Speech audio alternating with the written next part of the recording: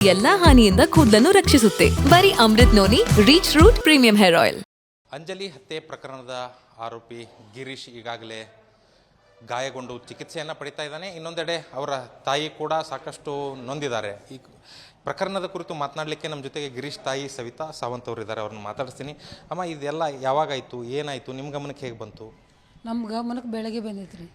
ಮೊಮ್ಮಕ್ಳು ಪೊಲೀಸರು ಬಂದು ಹೇಳಿದಾರೆ, ಹಿಂಗಾಗೈತೆ ಅಂತ ಹೇಳಿದ್ರು. ನಮ್ಮನ್ನು ವಿಚಾರಣೆ ಮಾಡಿದ್ರೆ ನಿಮ್ಗೆ ಏನಾರು ಗೊತ್ತಿತ್ತಾ ಅಂತ ಕೇಳಿದ್ರೆ, ನಮ್ಗೇನು ಗೊತ್ತಿಲ್ಲ ರೀ, ಈಗ 6 ತಿಂಗಳು ಬಿಟ್ಟ ಮನೆಗೆ ಬಿಟ್ಟು ಹೋಗ್ಯಾನವ, ನಮ್ಗೇನು ಗೊತ್ತಿಲ್ಲ, ಮದುವೆ ಆಗ್ತೇನೆ ಅಂದಿದ್ರು ಅಂತ ಹೇಳಿದೆ ರೀ. ಈಗ 1 ತಿಂಗಳಾತ ಫೋನು ಮಾಡಿಲ್ಲ ರೀ ಅಂತಂದೆ ರೀ. ಈಗ ನಿಮ್ಮ ಮಗನ ಮೇಲೆ ಸಾಕಷ್ಟು ಈ ಹಿಂದೆ ಕಳ್ಳತನ ಪ್ರಕರಣ ಇತ್ತು, ಕ್ರಿಮಿನಲ್ ಆ್ಯಕ್ಟಿವಿಟೀಸಲ್ಲಿ ಇದ್ದಾನಂತಿತ್ತು. ಅವಾಗ ಏನಾರು ತಿದ್ದು ಹೇಳೋ ಪ್ರಯತ್ನ ಮಾಡಿದ್ರೆ ಅವನಿಗೆ ಏನಂತ ಇರ್ತಿತ್ತು ಅವನ ಪ್ರತಿಕ್ರಿಯೆ ನಿಮ್ಮ ಜೊತೆಗಂತ? ನಮ್ಮ ಜೋಡಿ ಏನೋ ಚಲೋ ಇದ್ದಾರೆ. ಹಂಗೇನ ನಮಗೇನು ಒಂದು ಮಾತಾಡೋಣ ಅಂತದ್ದಿಲ್ಲ ರೀ. ಎಲ್ಲ ಚಲೋನೇ ಇದ್ದಾರೆ. ಈಗ ಒಂದು ಊರಿಗೆ ಹೋಗಿ ಬಂದು ಈಗ 4-5 ವರ್ಷ ತಗಂದ್ರೆ ಹದಗೆಟ್ಟು ಬಿಟ್ಟಾರೆ. ಈಗ ಅಂಜಲಿ ಮತ್ತು ಅವನ ನಡುವೆ ಸ್ನೇಹ ಇತ್ತಾ, ಪ್ರೀತಿ ಇತ್ತಾ? ಅವರಿಬ್ಬರು ಒಟ್ಟಿಗಿದ್ದು ನೀವು ನೋಡಿದ್ದೀರಾ? ಏನು ಹೇಳ್ತಾ ಇದ್ದ ಅಂಜಲಿ ಬಗ್ಗೆ ನಿಮಗೆ ಗಿರೀಶ? ಚಲೋನೇ ಇದ್ದರು, ಪ್ರೀತಿಯಿಂದ ಇದ್ದರು. ಮಾತಾಡ್ಸೇನು ರೀ. ಅವಳು ಯಾವಾಗಿದ್ರು ಮಮ್ಮಿನ ಅಂತ ಕರಿತಿದ್ಲಿ ರೀ. ನನಗೆ ಮದ್ವೆ ಆಗ್ತೇನೆ ಅಂದಿದ್ದರು ರೀ ಅವರು. ಈಗ 1 ತಿಂಗಳಾತಂದ್ರೆ ಫೋನ್ ಮಾಡಿದ್ದಿಲ್ಲ ರೀ ಅವರು.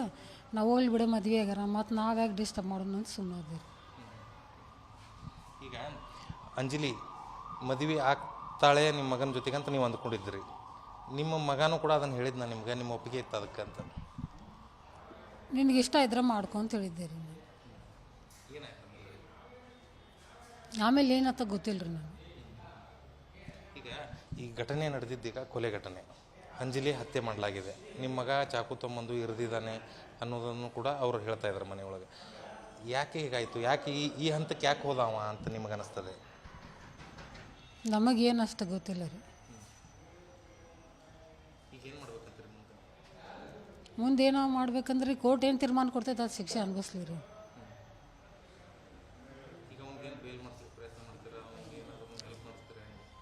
ನಾವು ಹೆಲ್ಪ್ ಮಾಡ್ಸಲ್ಲ ರೀ, ಮಾಡಂಗಿಲ್ಲ ರೀ ನಾವು. ಅವ್ನು ಮಾಡಿದ್ದು ಏನು ಅನಿಸ್ತದ? ಅವ್ನು ಮಾಡಿದ್ದು ಘಟನೆ ಕೇಳಿ ಇದೆಲ್ಲ ಆದಮೇಲೆ ಏನು ಅನಿಸ್ತಾ ಇದೆ? ಮಾಡಿದ ತಪ್ಪಿದೆಯಾ ಏನು ನೀವು ಮಾತಾಡಿದಾಗ ಗೊತ್ತಾಗತ್ತೆ ಸಮಾಜಕ್ಕೆ, ನಿಮ್ಮ ಮನೆಯಲ್ಲಿ ನೀವು ಅವ್ನು ಮಾಡಿದ್ದು ತಪ್ಪೈತೆ ರೀ, ಇಲ್ಲ ಅನ್ನಂಗಿಲ್ಲ ರೀ. ಹೌದು ರೀ, ನಮಗಿಷ್ಟೆಲ್ಲ ಕಷ್ಟ ಬಂದೈತೆ ರೀ, ಇಲ್ಲ ಅನ್ನಂಗಿಲ್ಲ. ನಾನು ಅವನ ಸಂಬಂಧ ನಮಗೂ ತ್ರಾಸ ರೀ. ಹೌದು ರೀ.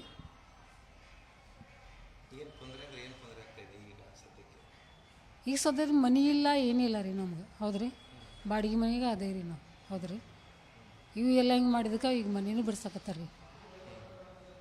ಇದೊಬ್ಬ ಮಗನೂ ಅಲ್ಲೇ ಕುಂತಾರೆ ಈಗ.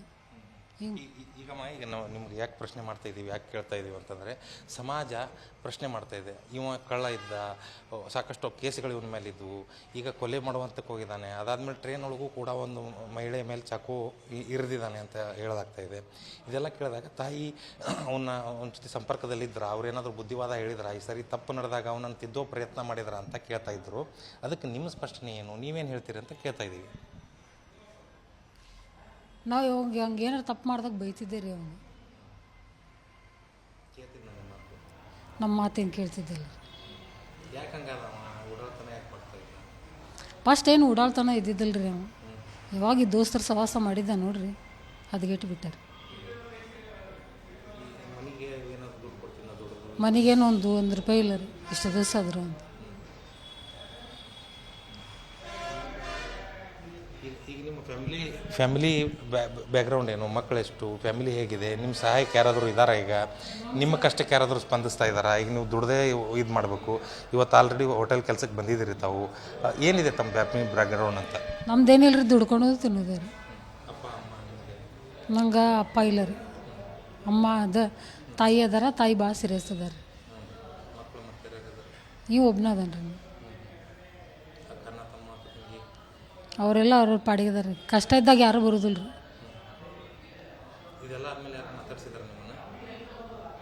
ಇಲ್ಲ ರೀ.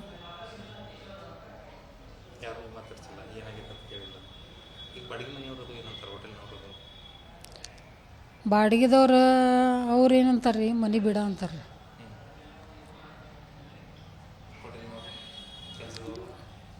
ಕೆಲಸದವ್ರದ್ದು ಏನಿಲ್ಲ ರೀ, ನಾವು ಕೆಲಸದ ಮನೆದವ್ರದ್ದು ಏನಿಲ್ಲ ರೀ, ಗೊತ್ತಿದ್ದಿದ್ದೆ ಐತ್ರಿ.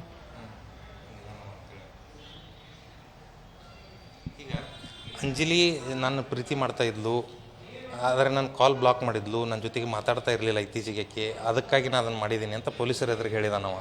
ಇದರಲ್ಲಿ ಎಷ್ಟರ ಮಟ್ಟಿಗೆ ಸತ್ಯ ಇದೆ ಅಂತ ನಮ್ಗೆ ಅನಿಸುತ್ತೆ? ಒಂದು ಮಾತು ಹೇಳಿ ರೀ, ಅವ್ರ ಜೀವನ ಜೋಡಿ ಚಲೋನೇ ಇದ್ಲಿ ರೀ, ಹೌದು ರೀ. ಈ ಫೋನಾಗ ಬೇರೆದವ್ರ ಜೋಡಿ ಮಾತಾಡ್ಕೊತಾರೆ ಇದ್ರೆ ಸುಮ್ಮನೆ ಇರ್ತಾರೆ ರೀ? ಯಾರು ಸುಮ್ಮನೆ ಇರ್ತಾರೆ ರೀ? ನಂಗೆ ಒಂದು ಸಲ ನಾ ಅಂದ ರೀ, ಮಮ್ಮಿ ಈಕಿಗೆ ಯಾರ ಜೋಡಿ ಮಾತಾಡ್ತಾಳೆ, ನೀನು ಬೇಡತ್ತಲ್ಲ ಬಿಟ್ಬಿಡು ಅಂತ ಹೇಳಿದೆ ರೀ. ನಾನು ಬುದ್ಧಿ ಮಾತು ಹೇಳೇನಿ ರೀ, ನಾನು ನನ್ನ ಮಗಗೆ ಇಲ್ಲ ನಂಗಿಲ್ಲ ಬುದ್ಧಿ ಮಾತು ಹೇಳೇನಿ. ಆಕೆ ಬೇರೆದವ್ರ ಜೋಡಿ ಫೋನಾಗ ಮಾತಾಡ್ತಾರಲ್ಲ, ನೀವು ಬೇಡತ್ತಲ್ಲ ಸುಮ್ಮ ಪಾಡಿ ನೀನು ಪಾಡಿ ನೀರು ಆಕಿ ಪಾಡಿಗೆ ಆಕಿ ಇರ್ತಾಳೆ ಅಂತ ಹೇಳಿದಿರಿ. ಆದರೆ ಈ ಮಟ್ಟಿಗೆ ಹೋಗ್ತೈತೆ ಅಂತ ಯಾರು ಮನಸ್ಸಾಗಿಲ್ಲ. ಈಗ ಮೈಸೂರಿಗೆ ಎಷ್ಟು ದಿನಗಳ ಹಿಂದೆ ಹೋದ, ಅಲ್ಲಿ ಹೋದ್ಮೇಲೆ ನಿಮ್ಮ ಜೊತೆ ಸಂಪರ್ಕದಲ್ಲಿದ್ನ, ಮತ್ತು ಇವಳು ಅವನ ಜೊತೆಗೆ ಹೆಂಗೆ ಕಾಂಟ್ಯಾಕ್ಟ್ನಲ್ಲಿ ಬಂದ್ಲು ಅಂಜಲಿ ಅವ್ನು ಮೈಸೂರಿಗೆ ಹೋದ್ಮೇಲೆ ಕೆಲಸಕ್ಕದು ಅಂತ? ಅದೇನು ಕಾಂಟ್ಯಾಕ್ಟ್ ಏನು ಬಂದಿದ್ದು ನನಗಂತೂ ಗೊತ್ತಿಲ್ಲ ರೀ. ಅವು ಮನೆ ಬಿಟ್ಟೋಗ ಈಗ 5-6-7 ತಿಂಗಳಾಗಿ ಬಂತ್ರಿ. ಈಗ ನನ್ನ ಜೀವನದಲ್ಲಿ ನಾನು ಮಾತ್ರವಲ್ಲ, ನನ್ನ ಕೂದಲು ಕೂಡ ಆಗಿರ್ಬೇಕು ಸ್ಟ್ರಾಂಗ್ ಅಂಡ್ ಸ್ಟೈಲಿಶ್. ಬರೀ Amrit noni reach root premium hair oil ನೊಂದಿಗೆ. Reach root premium hair oil ಒಂದು ಹೆಂಗೆ ಕನೆಕ್ಟ್ ಆದ್ರೆ ನಂಗಂತೂ ಗೊತ್ತಿಲ್ಲ ರೀ. ಈಗ ಆರೋಪಿಯ ವಿರುದ್ಧ ಪ್ರತಿಭಟನೆ ನಡೀತಾ ಇದೆ. ಹತ್ಯಂತೂ ಮಾಡಿದ್ದಾನೆ, ಅವನಿಗೆ ಗಲ್ಲು ಶಿಕ್ಷೆ ವಿಧಿಸಿ ಎನ್ಕೌಂಟ್ರ್ ಮಾಡಿ ಅನ್ನುವಂಥ ಆಗ್ರಹವನ್ನು ಸ್ವಾಮೀಜಿಗಳು, ಹೋರಾಟಗಾರರು, ಮಹಿಳಾ ಸಂಘಟನೆಗಳು ಇಡೀ ರಾಜ್ಯಾದ್ಯಂತ ಮಾಡ್ತಾ ಇದ್ದಾವೆ. ಇದರ ಬಗ್ಗೆ ತಮಗೀಗ ಇದನ್ನೆಲ್ಲ ನೋಡಿದಾಗ ಏನಾಗ್ತಾಯಿದೆ ಅಂತ ಅನಿಸುತ್ತೆ? ಸಂಕಟ ಆಗ್ತೈತೆ ರೀ ಹೊಟ್ಟೆಗೆ. ಆದರೆ ಯಾರ ಮುಂದೆ ಹೇಳ್ಕೊಳಕ್ಕೆ ಹೋಗಂಗಿಲ್ಲ, ಉಗುಳಕ್ಕೂ ಹೋಗಂಗಿಲ್ಲ.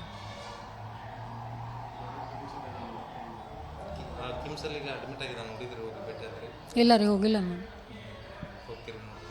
ಇಲ್ಲ ರೀ.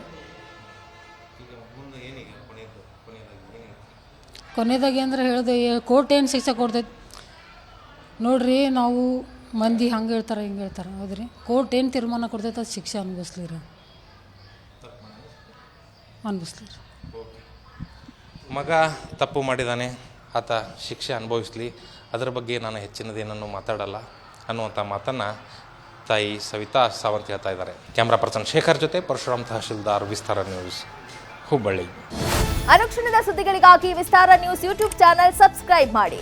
ಹೊಸ ಸುದ್ದಿಗಳ ನೋಟಿಫಿಕೇಶನ್ಗಾಗಿ ಬೆಲ್ ಐಕಾನ್ ಕ್ಲಿಕ್ ಮಾಡಿ. ಲೇಟೆಸ್ಟ್ ಅಪ್ಡೇಟ್ಸ್ಗಾಗಿ www.vistaranews.com ವೆಬ್ಸೈಟ್ಗೆ ವಿಸಿಟ್ ಮಾಡಿ.